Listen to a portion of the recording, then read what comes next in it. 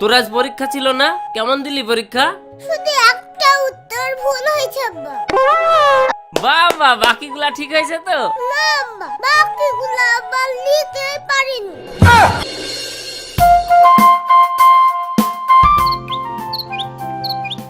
রওশন, এই ওষুধটা খেলে তোর অ্যালার্জি ভালো হয়ে যাবে। না আব্বা, আমি ওষুধ খাবো না, তিতো তিতো লাগে। না, তোকে খেতেই হবে, না হলে অ্যালার্জি ভালো হবে না।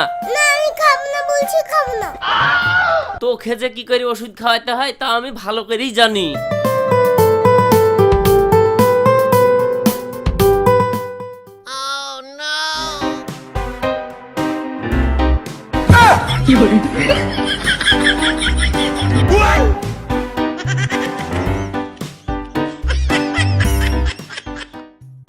রওশন, তোকে ওষুধ খেতে হবে না, এদালে ডিমটা খাইলে। ঠিক আছে আব্বা, আমি খাচ্ছি, তুমি যাও।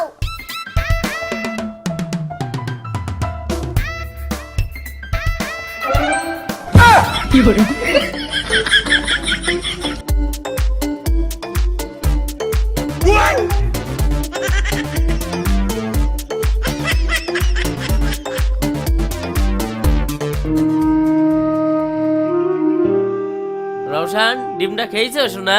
হ্যাঁ আব্বা, খেয়েছি, কিন্তু ডিমের ভিতরে একটা বিচি ছিল, ওইটা ফেল দিছি।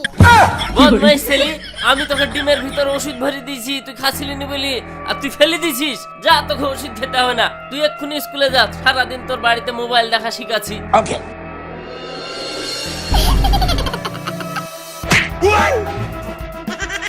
Good morning sir.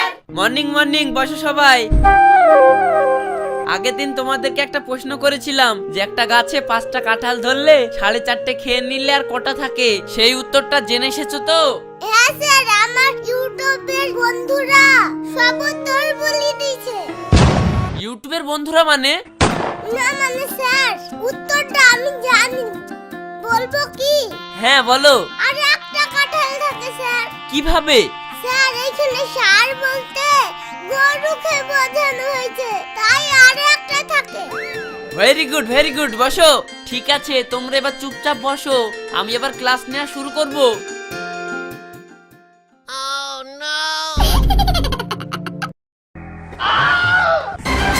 এই শাকিল, তুই আমার চুল ধরে টানছিস কেন? কোথায় চুল ধরে টানছি? তোর চুলে আমার চুইংগাম লেগে গেছে, তাই ছাড়াচ্ছি। স্যার, শাকিল আমার চুল ধরে টানছে। এই শাকিল, তুমিও চুল ধরে টানছো কেন? এক চড়ে দুষ্টুমি ছাড়িয়ে দেবো। স্যার বিশ্বাস করুন, আমি ওর চুল ধরে টানছি না, আসলে ওর চুলে আমার চুইংগাম লেগে গেছে, তাই ছাড়াচ্ছি। আমার সাথে পাকামো করা, ওর চুলে চুইংগাম লাগলো কি করে? স্যার, বিগ বাউল ফুলি বেলুন করতে গেছি, এইভাবে ফু দিয়েছি আর ওর মাথায় গিলে গেছে। এই চুপ করো সবাই। বাচ্চারা, তোমরা বিজ্ঞান বই বের করো, আমি তোমাদেরকে ব্যাকটেরিয়া সম্পর্কে পড়াবো।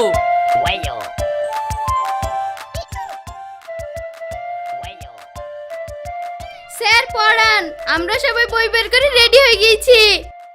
শোনো বাচ্চারা, ব্যাকটেরিয়া এমন একটা বস্তু যেটা খালি চোখে দেখতে পাওয়া যায় না, খুব ছোট আকার, এটা দেখতে অনেকটা ধূলিকণার মতো। তোমাদের বোঝার সুবিধার জন্য আমি বোর্ডে এঁকে দিচ্ছি।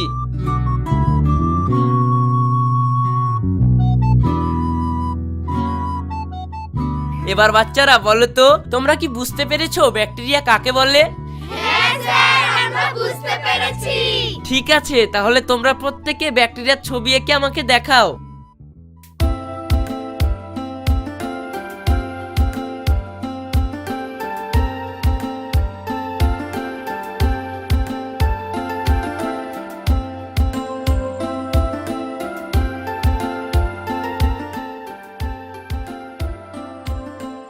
কি এঁকেছিস এটা? এই কি এঁকেছিস এটা? হ্যাঁ,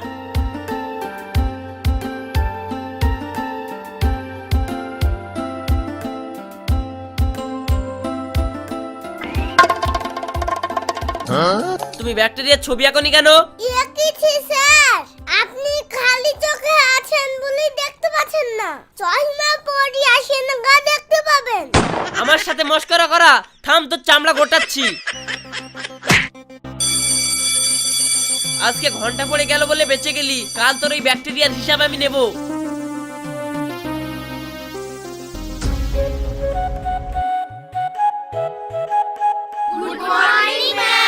মর্নিং মর্নিং, বসো। বাচ্চারা সবাই পড়ে এসেছো তো? হ্যাঁ ম্যাডাম, আমরা সবাই পড়া করে এসেছি। আমি পড়া ধরছি, তার আগে বলো তোমাদেরকে যে খাতার কাজ করে আনতে বলেছিলাম সেটা কি করে এনেছো? হ্যাঁ আমি লিখেছি।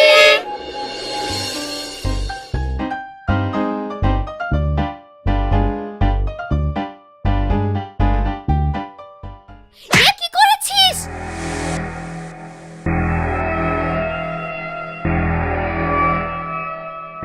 বদমাইশ, এটা কি করেছিস?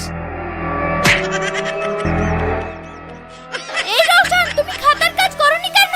ম্যাডাম, আমি যখন খাতার কাজ করতে গেছিলাম অমনি কারেন্ট চলে গেল। তো কারেন্ট আসলে আবার করবে? আমি আবার উঠছিলাম তো আবারই কারেন্ট চলে যাচ্ছিল। আমার বারবার উঠা নামাতে দাদুর অসুবিধা হচ্ছিল, তার জন্য আর উঠিনি। ও ঠিক আছে তাহলে। ম্যাডাম, রওশন মিথ্যে কথা বলছে, আর কোনো দাদুই নাই। শয়তান ছেলে কোথাকার, আমার সাথে মিথ্যে কথা বলা। বসো চুপ করে। আকাশ, বলো তো মিশরকে নীল নদের দান বলা হয় কেন? পারবো না ম্যাডাম। পারবে কি করি? পড়া বাদ দি সারাদিন মশার মতো খাবে যে।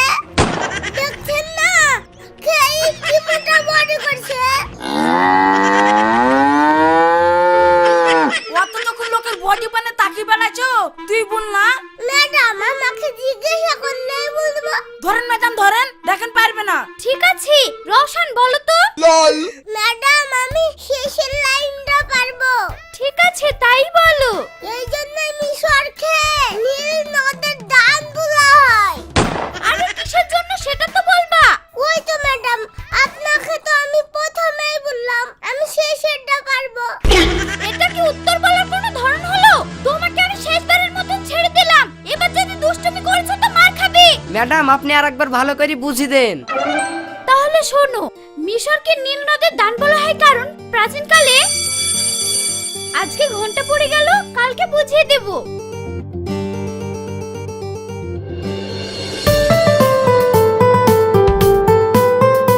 এটা কি গো রওশন? এইটার নাম কম্পিউটার। আব্বাকে নিয়ে নিছে। এইটাতে টিভির মতো সব কিছু দেখা যায়। তাই এটা কিভাবে চলে? তুমি আজ পর্যন্ত কম্পিউটার চালানো জানো না? তুমি জানো? জানবো না কেন? এক্ষুনি রিমোট আনি দেখে দিছি।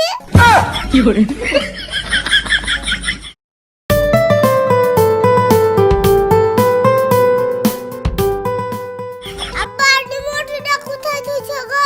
কিসের রিমোট রে রওশন? আরে কম্পিউটার রিমোট গো আব্বা। মুস্কান এসেছে তো, ওকে একটু কম্পিউটার চালিয়ে দেখাবো। এই বুকা, কম্পিউটার কোনোদিন রিমোটে চলে? কম্পিউটার তো চলে মাউস আর কিবোর্ডে। ঠিক আছে আব্বা। আর সর্বনাশ, মুস্কানকে তো ওজন ধরা দেয়া যাবে না। কই কম্পিউটার চালাও। রিমোটটা আব্বা খুঁজে পাচ্ছে না, পরে দেখো। ও ঠিক আছে, তাহলে চল স্কুলে যাই।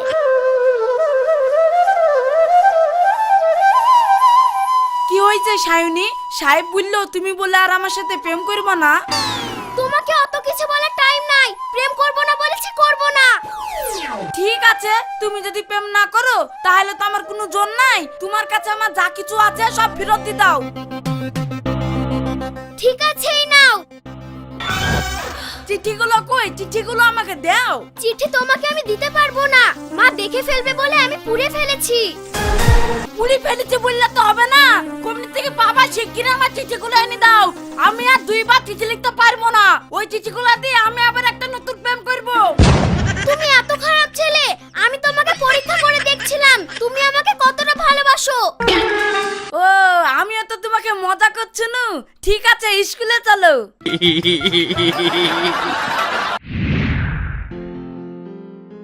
Good morning ma'am. ঠিক আছে বাচ্চারা, বসো।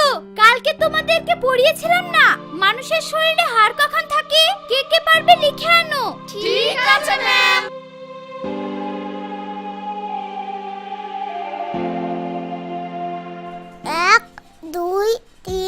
4 5 6 7। ম্যাডাম রোশন টুকনি করছে। না ম্যাডাম, আমি টুকলি করিনি তো। মিথ্যে কথা ম্যাডাম, আমি নিজের চোখে দেখলাম। এই থামো থামো, ঝামেলা করো না। কি দেখে লিখছিল সেটা কই? ম্যাডাম আপনি মানুষের শরীরে কটা হাড় সেটা লিখতে দিলেন, ও ওর জামার বুতাম খুলে ওর বুকের হাড় গুনছিল ম্যাডাম, হাতে নাতে ধরেছি ওকে। তাহলে আপনি বলেন এটা টুকনি করা হচ্ছে না, ও এইভাবে দেখি দেখি লিখবে কেনে? আরে পাগল, ওইভাবে কি কেউ সারা শরীরের হাড় গুনতে পারবে? তুমি তোমারটা লেখো, আর তুমি ওইভাবে জামার বোতাম খোলা রাখবে না। তাড়াতাড়ি জামার বোতাম মারো। ঠিক আছে ম্যাডাম। আজকে ঘন্টা পড়ে গেল, কালকে এটা বাড়ি থেকে পড়ে আসবে।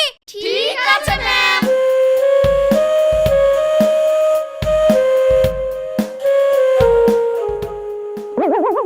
আচ্ছা সোনালি, তোর আব্বা চুল দেখে সব পেকে গেছে, অথচ একটাও দাড়ি পাকেনি কেনে?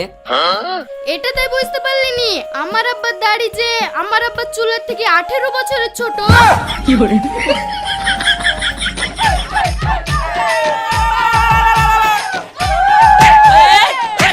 এই মাথা মারিস কেন? এই মাথা কেউ স্কুল আসে? এই স্কুলে এসব করে আসে কেউ?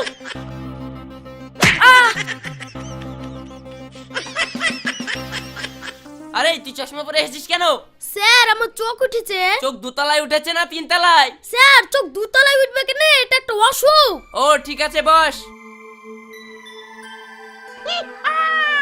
ওকে বাচ্চারা, তোমাদেরকে একটা সাধারণ নলেজের কোশ্চেন বোর্ডে লিখে দিলাম, দেখি কে কে উত্তর দিতে পারো। ইংরেজিতে 26টি অক্ষরের মধ্যে এল, আর, এম ও ডাব্লিউ কে বাদ দিলে আর কয়টি অক্ষর থাকে? স্যার 2 10 4 24টা। না হয়নি, পরের জন্য বলো। স্যার 23টা। না তোমারও হয়নি। এই সায়নী বলো তো। স্যার তাহলে 22টা। তোমরা যদি না পারো আমি বলে দিচ্ছি। স্যার পারবো না, আপনি বলে দেন। তোমাদের কারোর প্রশ্নের উত্তর হয়নি।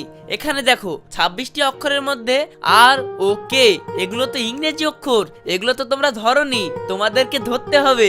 এগুলো বাদ দিলে 20টি অক্ষর থাকে। ও এইবার বুঝতে পেরেছি স্যার।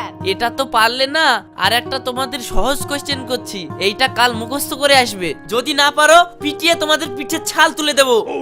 প্রশ্নটা ভালো করে শোনো।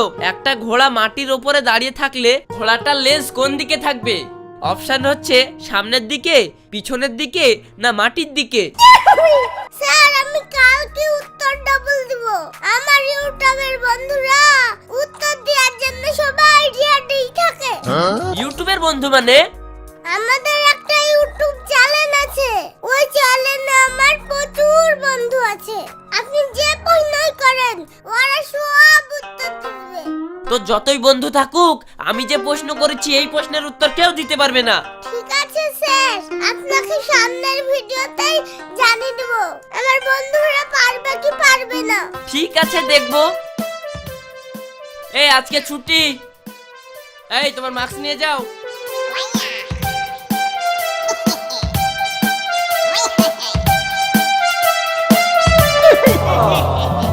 বন্ধুরা আজকে স্যার আবার আর একটা প্রশ্ন করেছে।